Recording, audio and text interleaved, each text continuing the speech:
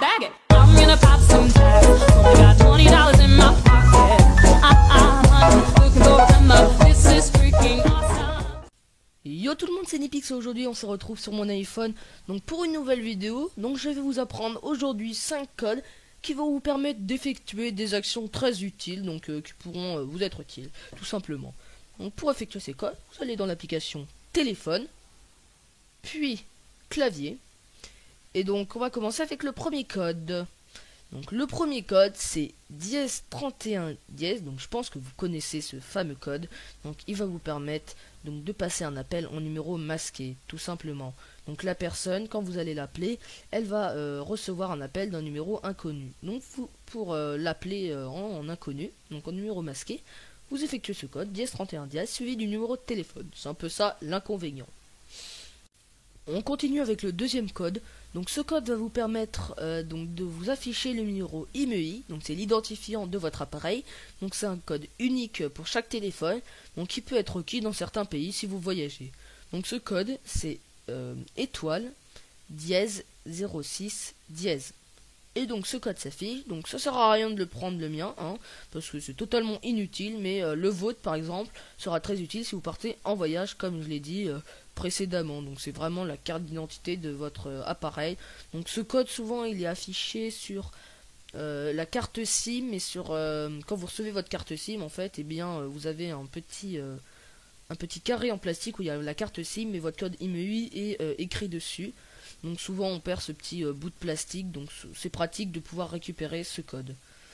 Donc excusez-moi, donc mon iPhone s'est mis en veille, je ne sais pas pourquoi. Donc on continue donc avec le troisième code, donc qui va vous permettre d'activer ou désactiver la reconnaissance des numéros.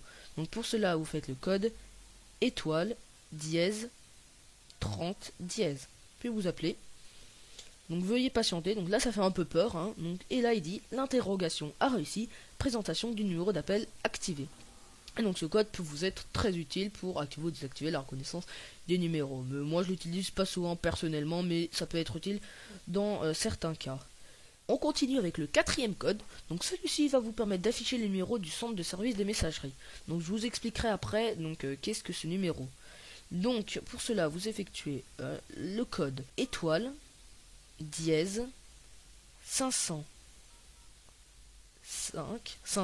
plus et après 5, enfin bref, étoile 76 72 hashtag, enfin dièse.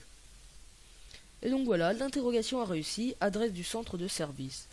Donc ce numéro, donc le centre de service, donc son numéro, donc il est différent selon les régions. Donc c'est une fonction de service d'assistante informatique, donc qui vous permettent d'obtenir de l'aide par exemple pour donc du coup de l'aide pour votre service de messagerie, tout simplement.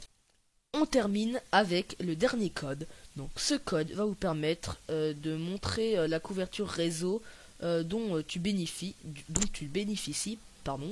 à ce moment, donc c'est-à-dire en décibels, parce que actuellement là la couverture réseau là elle est montrée sous forme de points, donc ce qui n'est pas forcément très très précis selon moi. Donc là il y a une manière plus simple, donc c'est d'effectuer ce code étoile 301